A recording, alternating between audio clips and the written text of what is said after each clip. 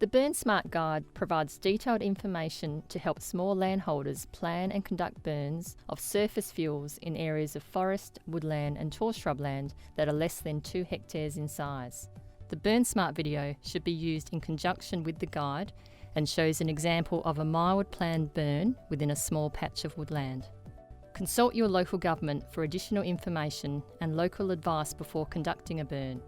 A permit to burn will be required during the restricted burning period. By small woodland patch, we mean an area of bush that is less than 2 hectares.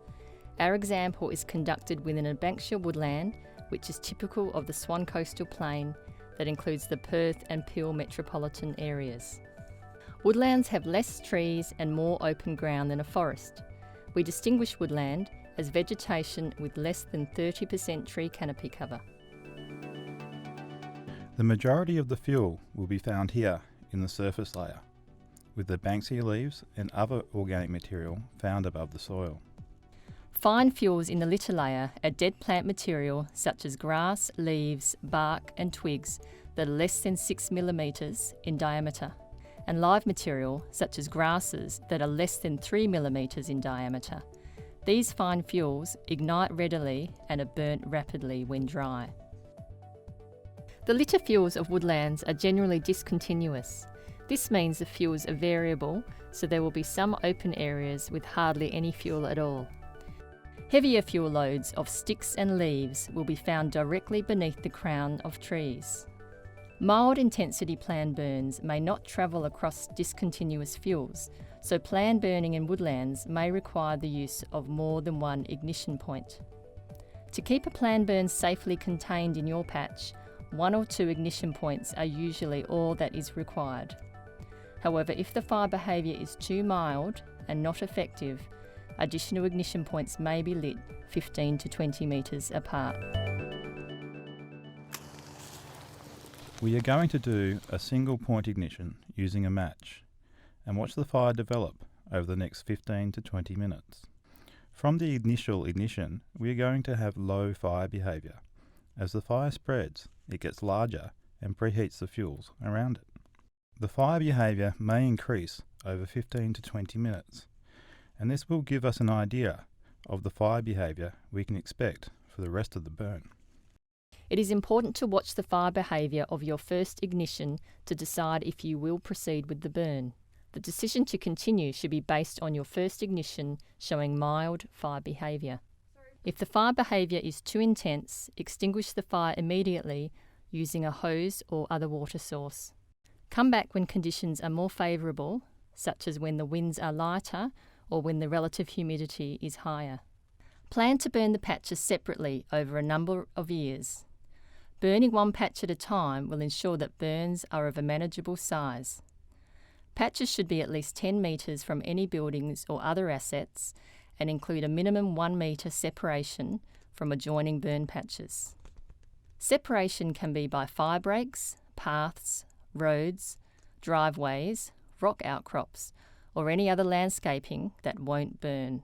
Other methods, such as raking away leaf litter from a pathway, may assist in breaking up larger patches of vegetation into manageable areas.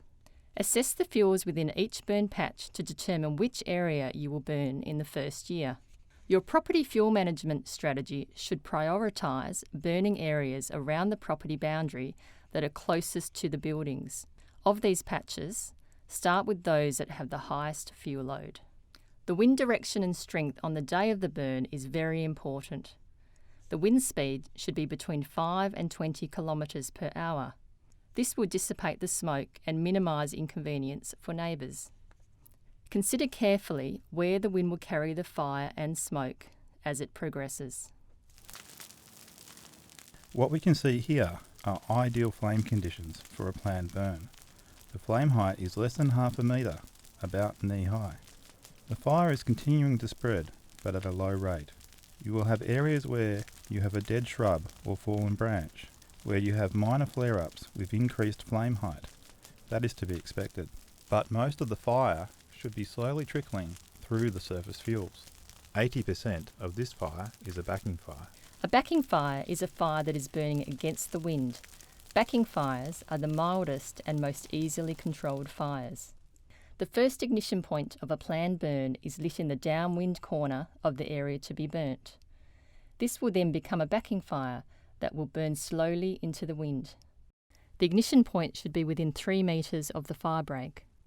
This will restrain the fire from increasing its intensity from burning with the wind and threatening to escape and impact any assets outside the burn area, such as buildings. These woolly bushes are still green. The fire has passed underneath, but at a low intensity. These shrubs have not been adversely affected by the fire. The areas that were first burnt have now self-extinguished, leaving objects larger than 6 millimetres in thickness behind. These are ideal conditions for a planned burn.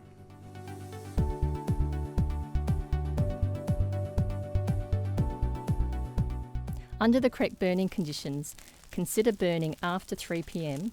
when fuel moisture is typically increasing after being at its lowest around mid-afternoon. As evening approaches, fuel moisture is continuing to rise. Burning conditions will therefore continue to decline and any running fire should have stopped by early evening. An ignition point lit in a high fuel area may go out when it reaches fuels that are more dispersed. This means your burn may require a second ignition point. It is important that care is taken when lighting additional ignition points, as they can lead to dangerous and unpredictable fire behaviour. If you lose control of a burn, report it to 000 immediately. Here we have 2 ignition points, lit within 3 metres of the firebreak. When they come together, the fire behaviour where they join, which is called the junction zone, can be more than 2 times to almost 3 times the current fire behaviour. You can see the flame heights of the closest areas of the 2 fires is twice to almost 3 times the flame height of the surrounding flames. This more intense fire behaviour can damage vegetation and create unpredictable fire behaviour. Planned burning in woodlands under the correct conditions will mean mild fire behaviour, so a second ignition point may be necessary. To minimise the fire intensity at junction zones where 2 ignitions meet, the second ignition point should be 15 to 20 metres from the first. The ignition points should be staggered so that as the fires grow, they meet at their flanks rather than being driven into each other by the wind. After the second ignition point is lit, everyone should move upwind and be a safe distance away from the burning area. Nominate someone to keep watch of the burnt area for possible escapes. We're about halfway through this planned burn of an area of Banksia woodland. As we can see, the fire is continuing to backburn down the hill. You can see here the low shrubs that were within the burn have survived, and they've remained green, and how the fire hasn't climbed the Banksia trees. The fire behaviour is still quite mild, even though we're burning into quite heavy fuels, approximately 15 tonnes per hectare. You can see the large amounts of Banksia leaf and the bits of dead scrub. Because this burn is being conducted under suitable planned burning conditions, there is enough moisture in the fuel to suppress the fire behaviour. Weeds can take over your bushland and rapidly add to the bushfire fuel load. It is important to increase your weed control prior to a burn and maintain your weed control after a burn. This gives native plants and animals the best conditions to recolonise the burnt area. A benefit of planned burning over unplanned bushfires for fauna is that the fire behaviour is mild and the rate of spread is very slow.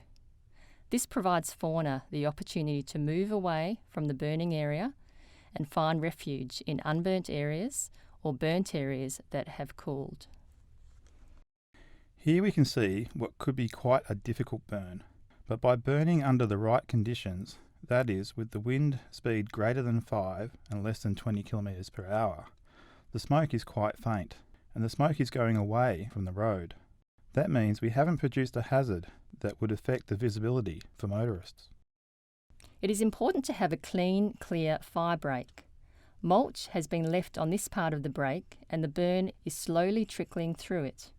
The fire will continue across the break and it will take a lot of water and time to put the mulch out. We could have pre-wet the mulch, but the best option here would have been to use a rake or machine to move the mulch away from the area being burnt.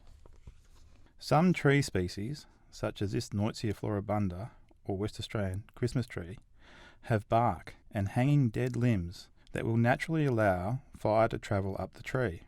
By raking fuel away from these trees and watering them down prior to the burn, we can prevent this. We recommend watering down trees to maintain their health and prevent unnecessary impact to them. Ideally, prior to a burn, fuels around trees should be raked away to prevent fire from climbing up the bark of the tree. Under planned burning conditions, grasses will be green, meaning that they will be less than 50% cured. And when the fire burns through, only half the grass or portions of the grass will burn.